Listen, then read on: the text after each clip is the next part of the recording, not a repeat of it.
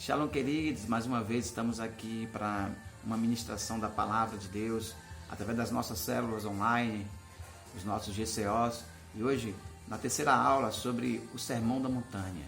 Nas últimas duas aulas nós falamos um pouquinho sobre bem-aventurado os pobres de espírito, bem-aventurado também os que choram, e hoje nós iremos falar no versículo 5 de Mateus capítulo 5, que diz: bem-aventurado são os humildes de espírito, porque deles é o reino dos céus. Bem-aventurado, também em outra versão, os mansos, porque deles é o reino dos céus. Peço você que feche seus olhos de momento, também que pegue uma caneta, um papel ou um marca-texto, para que você possa desfrutar dessa aula.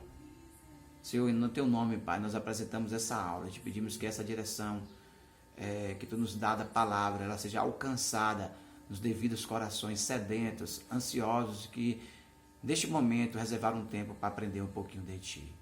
Em nome de Jesus Cristo. Como eu disse, é o terceiro versículo da série em que Jesus Cristo ensina, como eu dito antes, a carta magna para uma vida sadia aqui na terra, que são as bem-aventuranças faladas por Jesus ali no Monte das Oliveiras aos seus discípulos e aqueles espectadores que estavam em volta.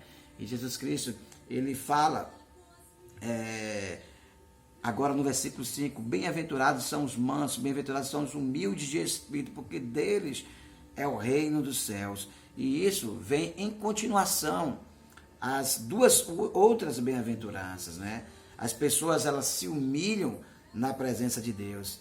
E aquelas que choram da sua própria miséria, queridos, certamente serão as pessoas mansas e humildes.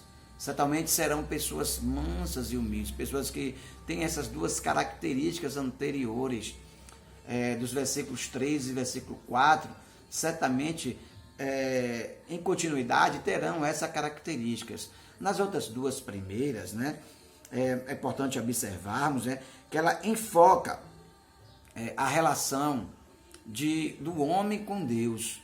Bem-aventurados que choram, bem-aventurados os pobres de espírito.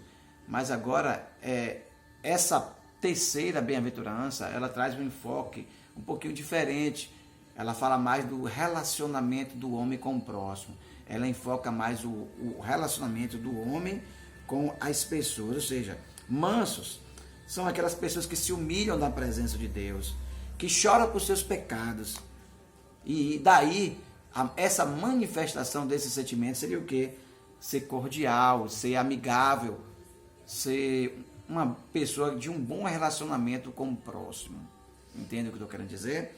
Então, essa sequência, ela não pode ser ignorada, pois quando nós temos a visão correta a respeito de nós mesmos, quando nós compreendemos quem somos, as nossas condições, as nossas falhas, as nossas qualidades e os nossos defeitos, logo, quando nós nos identificamos como pessoa, também identificamos a importância que tem o nosso próximo.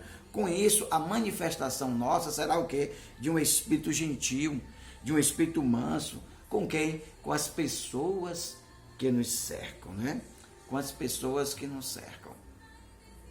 E quais seriam, então, as características, de uma pessoa humilde de espírito, de um manso de espírito? E aí nós separamos algumas características para trabalhar com você nesse dia. Eu queria que você anotasse, se possível. Primeira característica, um humilde de espírito é uma pessoa inclinada para Deus. Ou seja, é uma pessoa que roga o seu perdão, uma pessoa que no seu interior tem a consciência de que é dependente dessa graça de Deus. Ou seja, ela coloca o Senhor em primeiro lugar. A sua afirmação almática é o quê? Eu sou dependente dele. Eu não consigo viver sem ele. Isso é uma característica de uma pessoa humilde de espírito. Também um espírito humilde é um espírito que busca perdão. É um espírito que busca perdão não somente de Deus, mas que busca perdão também das outras, em relação às outras pessoas. Como? Com a mesma intensidade da qual ela pensa, ela espera do que o outro faça com ela. Ou seja, não é uma pessoa que apenas espera uma resposta, mas ela dá uma resposta para outra pessoa. Humilde de espírito, uma pessoa mansa de espírito, é uma pessoa, como eu falei antes, cordial, uma pessoa que entende os erros dos outros, que é entendida pelos outros em seus erros também. Ou seja, não é apenas uma pessoa que recebe, mas uma pessoa que doa. É uma pessoa que compreende que ela precisa do próximo, que ela precisa do Senhor, que ela precisa viver um relacionamento com as pessoas, porque ela entende que o ser humano é um ser humano compartilhado, não é um ser humano individual apenas, mas um ser humano que precisa do próximo para habitar, para crescer, para frutificar, né? Para gerar, ou seja, para se estender diante do planeta, né? Humilde de espírito também é uma atitude totalmente oposta ao orgulho. Por quê? Porque o humilde de espírito ele se destaca por algumas características contrárias ao orgulho. Quais são? São humilde, ele ouve, diga-se comigo, humilde ouve, humilde aprende e humilde se deixa ser mudado. Diga, humilde ouve, humilde com isso aprende e com isso ele deixa a ser mudado. Quando há no nosso coração, na nossa mente, um espírito aberto a ouvir, logo também há um espírito aberto ao aprendizado e com isso logo um espírito aberto ao quê? A uma mudança, a uma metanoia, a uma mudança de atitude por completa, uma mudança de comportamento. E a gente vê isso, querido, nos exemplos dos discípulos. De quem? Nos discípulos do nosso querido Jesus. Por quê? Porque Jesus ensinava os seus discípulos todos os dias com o quê?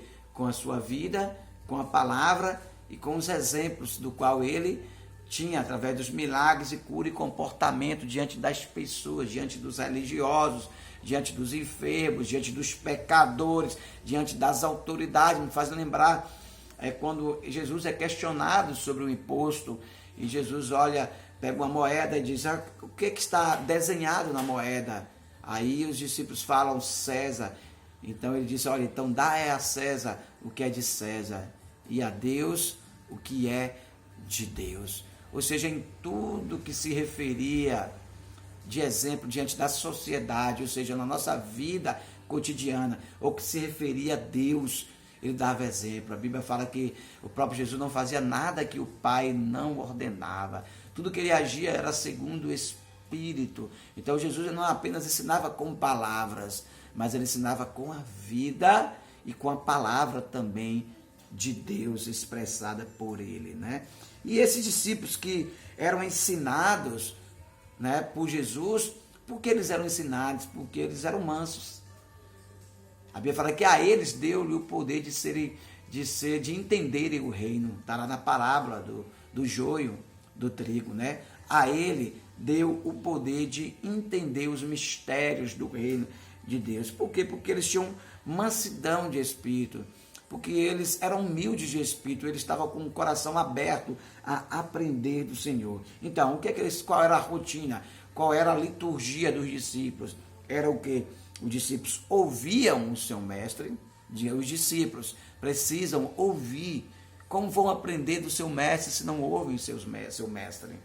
Não é verdade? Então, os discípulos não apenas ouviam as suas palavras, mas os discípulos seguidamente caminhavam com Cristo, ou seja, eles seguiam os seus ensinamentos. Logo, quando os discípulos ouviam o seu mestre, logo quando os discípulos praticavam os ensinamentos do seu mestre, qual era a manifestação? A manifestação era fazer o que o mestre fazia, o que era transferir esses ensinamentos para as próximas gerações, as pessoas das quais eles encontravam no dia a dia. É quando ele disse, olha, ide e fazei discípulos, ensinando a guardar os ensinamentos, né, que eu vos tenho ensinado. E ele disse, eis que estarei convosco todos os dias, capacitando para este ensino, né, capacitando na sua jornada. Então a gente vê aqui os discípulos em uma característica importante que nós encontramos das pessoas mansas. São pessoas que não pulam etapas. Elas não pulam e elas também não abandonam etapas, mas elas aprendiam, elas desfrutavam desses ensinamentos e elas transferiam. E a gente vê um exemplo disso onde? Logo depois, quando os discípulos presenciaram o arrebatamento de Jesus. Por quê? Porque simplesmente eles poderiam, né, sair falando de Jesus, mas Jesus deu uma palavra para ele, olha, vocês esperarem em Jerusalém até que do alto sejam revestidos. Ou seja, ele quer dizer, olha, vocês não podem fazer nada sem a ligação do céu. Eu subi e o Espírito Santo precisa descer, precisa ter um canal de quê? De aprendizado, né? E como é que se funciona isso? Mestre, discípulo, discípulo formando discípulo. Então, naquele momento da ascensão de Jesus, do arrebatamento de Jesus, não havia uma conexão do discípulo com o mestre, porque o mestre tinha sido arrebatado, não é verdade? Então, havia uma necessidade de não pular as etapas. Todo discípulo tem um mestre, todo discípulo tem um professor, e naquele momento os discípulos estavam sem o professor aqui na terra, e eles precisavam esperar. E foi isso que aconteceu. A Bíblia fala aqui em Atos 3, desceu do alto um som como de um vento impetuoso e todos foram cheios do Espírito Santo. Sabe o que estava acontecendo ali agora? A presença de Jesus estava sendo manifestada através do Espírito. Novamente, os discípulos tinham um mestre. Novamente, os discípulos tinham um ensinador, um professor. E agora eles poderiam dar continuidade ao ensino aqui na terra. Ou seja, eles não pularam, eles não abandonaram etapas, eles obedeceram o mestre. E a gente vê, queridos, também um exemplo de aprendizado. Primeiro eu vou citar para vocês um texto pequeno de Martin Lloyd Jones, que era conhecido como o apóstolo da cura. Um grande homem de Deus, foi usado para o avivamento no passado, né? E até hoje as suas palavras perduram. Martin Lloyd Jones, ele resume mansidão da seguinte forma. Ele diz, a mansidão é, em essência, a verdadeira visão que nós temos de nós mesmos e que se expressa na atitude e na conduta para com os outros. Ou seja, quando o homem descobre a si mesmo, ele descobre as suas falhas. Quando o homem descobre a si mesmo, ele descobre a necessidade do próximo. Quando o homem descobre a si mesmo, ele descobre que ele não conhece tudo, que ele precisa de alguém que conhece um pouquinho de uma área que ele não conhece.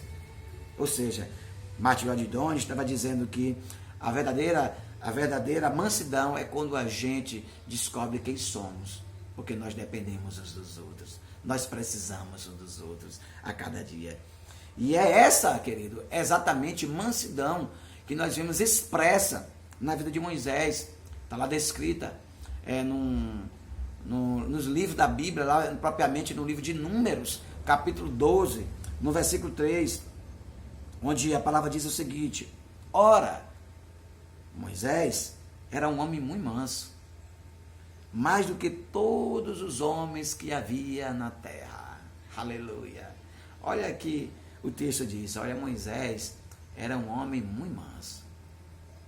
Era mais manso do que todos os homens que existiam na terra. Quer dizer para você, como as pessoas têm visto você?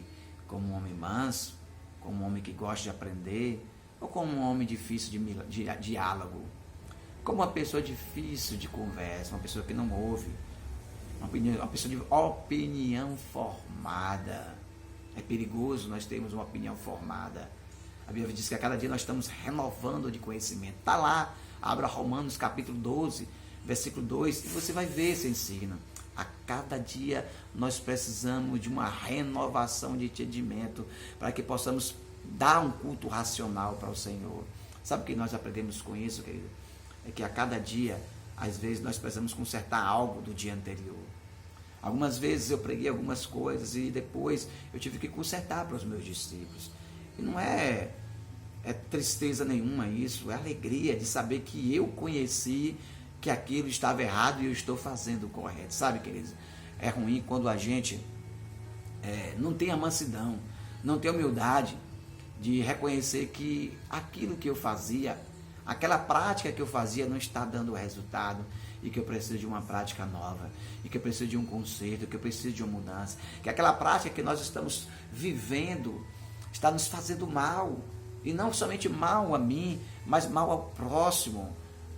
A gente vê muito isso na sociedade, quando algumas coisas acontecem, as pessoas não conseguem identificar que está sendo melhor, prefere o pior, prefere viver naquela condição anterior, porque não desejam uma mudança, porque eles não admitem que estava errado nos seus pensamentos anteriores. Queridos, mansidão diz respeito à humildade, a aprender, a ouvir, e ser moldado por aquilo que ouve e que entende que é correto, através de uma conclusão de pensamento. Então Moisés, ele foi dito como um homem muito manso, mais do que todos os homens que havia da terra. Claro, sim, Moisés era um homem muito manso. E nós observamos isso numa situação dele, onde ele foi questionado na sua liderança por Arão, seu irmão, e Miriam, a sua irmã. Eles questionavam a autoridade de Moisés diante de Deus. E a Bíblia fala que não foi Moisés que entrou em interferência dizendo: eu sou o escolhido, eu sou o poderoso, eu sou o dono do conhecimento. Não foi Moisés que explodiu diante dos irmãos. Moisés poderia ter feito isso, ter falado assim: vocês não me respeitam não? Eu sou ungido do Senhor. Não, eu não preciso falar que sou ungido do Senhor. Eu já sou ungido do Senhor. Moisés tinha essa identidade, ele já sabia que ele era ungido do Senhor. E se ele é ungido do Senhor, quem defende ele é quem? É o próprio Deus. E a palavra fala que Deus, ele chama Arão e Miriam no eixo. E diz: olha, quando eu quero falar com o povo na terra, eu uso os profetas. E eles falam o que eu disse, mas a Moisés é diferente. A Moisés eu falo como falo com um amigo. E no mesmo momento, Miriam, ela se torna leprosa. Mas diante disso, também Moisés falou: toma, viu aí o castigo do Senhor? Não, Moisés era manso. Moisés, ao contrário, foi interceder a Deus pelos seus queridos irmãos. Nesse caso agora, também de uma forma mais intensa, pela sua irmãzinha, que estava leprosa, doente agora. Mansidão é isso, é entender o seu espaço. Diga: mansidão é entender o seu espaço. É entender o seu espaço e que logo do lado do seu espaço tem o espaço do próximo. E entender que o seu próximo não pode tomar o seu espaço, porque quem te deu foi o Senhor. Moisés estava lá tranquilo, sabe por quê, querido? Porque ele sabia que foi Deus que chamou. Sabe, queridos, foi Deus que te chamou. Você precisa ter essa consciência de chamado. Com isso, não vai haver guerra com o próximo. Mesmo quando eles lhe afrontarem, mesmo quando eles falarem palavras que vêm te machucar, mesmo quando haver uma perseguição por parte deles contra o teu ministério, contra a tua casa, contra o teu dom, contra a tua família, contra aquilo que o Senhor colocou no teu coração, você vai ficar em paz, porque você é um manso, você entende que o Senhor que controla. E o melhor disso, querido, é que a Bíblia diz, no final desse texto, do versículo 5, ele diz: bem-aventurados mansos e humildes de espírito, porque deles é o reino dos céus. Sabe, querido, eu quero dizer uma coisa: os mansos herdarão a terra. Serão os mansos que herdarão a terra. E essa afirmação, ela contradiz todo o pensamento do homem no mundo. Por quê? Porque o homem acredita que as conquistas precisam ser realizadas pelas forças das armas. Não é isso? E Jesus, nosso querido Jesus, vai na contramão dessa ideia. Porque Jesus disse que a terra, ela não é tomada por esforço, mas ela é herdada. Diga, o reino é herdado, a terra é herdada. Eu me torno um filho, com isso eu possuo uma herança, eu não preciso brigar com o próximo, eu não preciso passar por cima do próximo, porque eu preciso do próximo, porque o reino não é de uma pessoa só, o reino é de uma coletividade. Sabe o que os mansos precisam, querido, para finalizar? Os mansos precisam confiar em Deus e saber que através desta confiança é que eles habitarão em segurança com Ele, na terra que é a sua herança. Então, bem-aventurado os humildes e os mansos, porque eles herdarão a terra. Você não precisa fazer nada, porque Jesus já fez por você. Ele já pagou o preço, Ele já te comprou por um alto preço. Ele deu poder de adoção. Então, o que é que você precisa? Apenas receber essa adoção do Senhor e descansar nele. Como é que eu recebo essa adoção? Lendo os 2 primeiros versículos anteriores, que diz: bem-aventurados os pobres de espírito, aqueles que entendem a necessidade de uma nova vida, e bem-aventurados aqueles que choram, ou seja, aqueles que procuram por esta nova vida. E quando nós temos essa nova vida, nós temos o descanso, nós temos a mansidão, porque nós sabemos que o Senhor está conosco. Ele disse que estaria conosco todos os dias até a consumação do século. Aleluia! Que palavra maravilhosa! Falou muito ao meu coração e eu tenho certeza que vai falar com o coração de vocês, em nome de Jesus Cristo. Fique com Deus e até a próxima aula, em nome de Jesus Cristo. Receba um abraço do Ministério Restauração. Que haja restauração na tua casa e na tua família, em nome de Jesus Cristo. Amém.